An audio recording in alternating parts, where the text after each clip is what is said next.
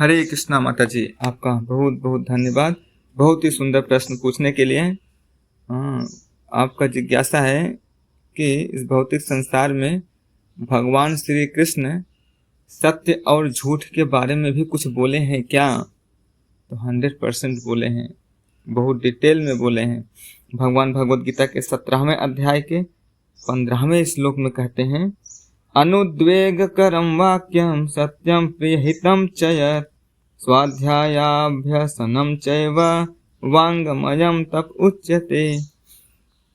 तात्पर्य में इसका अर्थ है कि मनुष्य को ऐसे शब्द बोलने चाहिए जो कि सच्चे हों, दूसरों को प्रिय लगने वाले हों और उनके हित में हो, उनके हृदय को चुभने वाले ना हों। ऐसा शब्द हमें बोलना चाहिए, यही वाणी की तपस्या है। तात्पर्य में श्रील प्रभुपाद जी कहते हैं कि हमें ऐसे सत्य बोलना चाहिए। सत्य तो हमें बोलना ही है, झूठ तो बोलना ही नहीं, लेकिन सत्य को ऐसे बोलना चाहिए ताकि उनको कड़वा ना लगे, प्रिय लगे और सत्य भी हो। जैसे उदाहरण, अगर आप अपने बच्चों को पढ़ा रहे हो तो आपका अधिकार है बच्चों को बोल सकते हो, कड़वा भी बोल सकते हो, क्योंकि आपका अधिकार है। आप माँ हो, अपने बच्चों को कभी कभी कड़वा बोल सकते हो। लेकिन अगर ऐसा विद्यार्थी जो कि आपका स्टूडेंट नहीं है, आप उसको नहीं पढ़ा रहे हो, आपको उसको कड़वा बोलने का अधिकार नहीं है।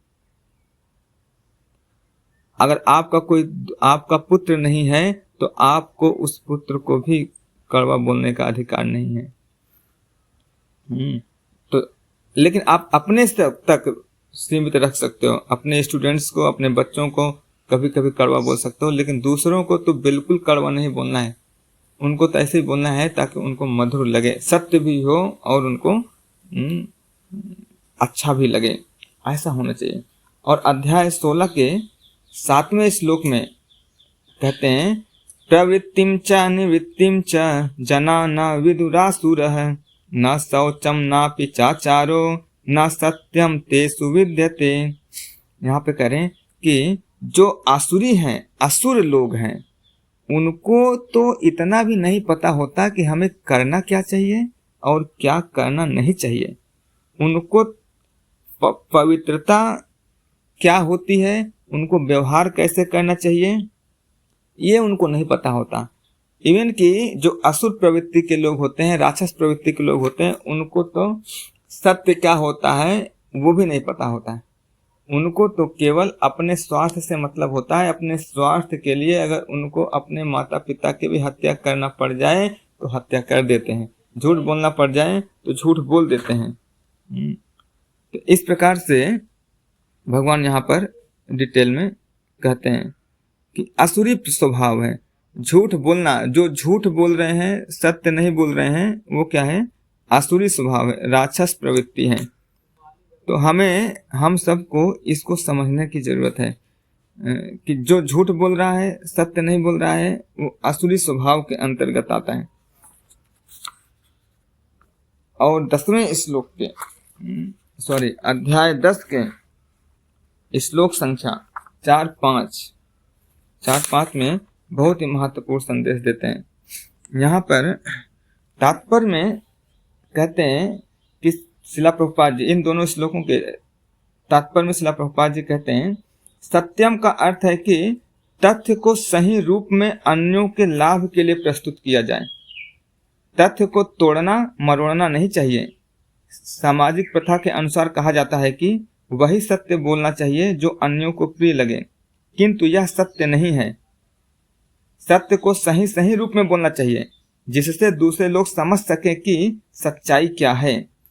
यदि कोई मनुष्य चोर है और यदि लोगों को सावधान कर दिया जाए कि अमुक व्यक्ति चोर है, तो यह सत्य है। यद्यपि सत्य कभी कभी अप्रिय होता है, किंतु सत्य कहने में संकोच नहीं करना चाहिए। अगर कोई व्यक्ति चोर है तो उसको आप प्रेम से बोल दो कि आप चोर हो, उसको घुमाइए मत, नहीं तो लोगों को पता कैसे चलेगा ये चोर है, सावधान कैसे होंगे।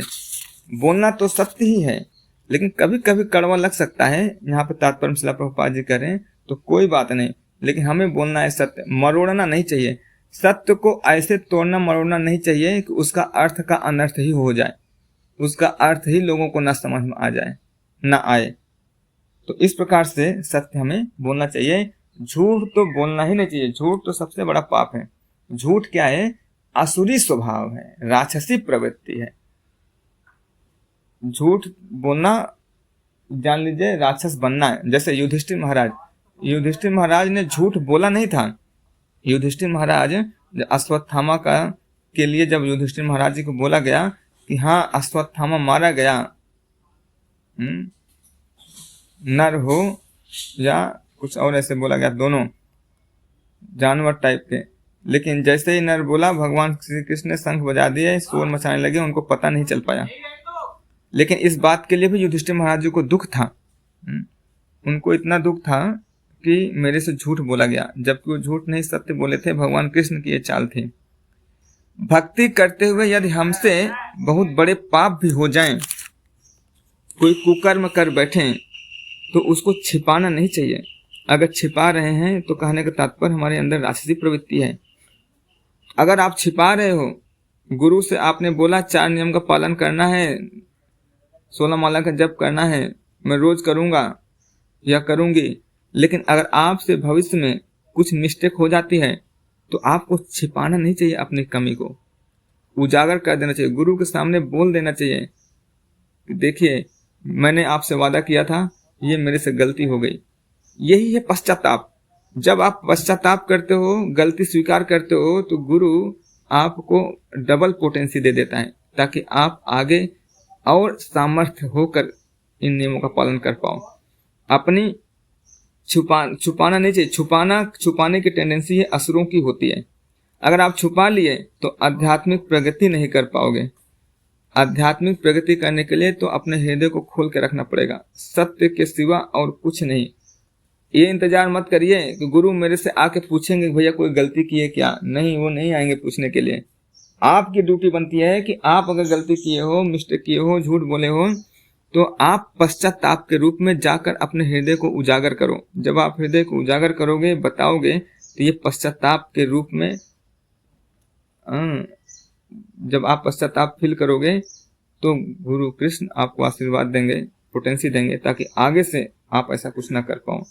इवन कि हरिश्चंद्र, महाराज हरिश्चंद्र, राजा हरिश्चंद्र सत्य की रक्षा करने के लिए सोचिए, अपने राज्य को न्यौछावर कर दिए, अपने परिवार को, इवन को अपने आप को भी सेल कर दिए दास के रूप में। सत्य बोलने से हिचकिचाहट नहीं करना चाहिए, लेकिन भगवान की कृपा से बाद में उनको सब कुछ वापस हो गया। द्रौपदी के यहाँ पर वनवास के समय जब दुर्वासा मुनि हजारों शिष्यों के साथ पहुंचे, तो वहां पर उनके पास कुछ खाने के लिए नहीं था। तो भगवान कृष्ण भी वहां पहुंच के मांगने लगे कि मुझे कुछ चाहिए।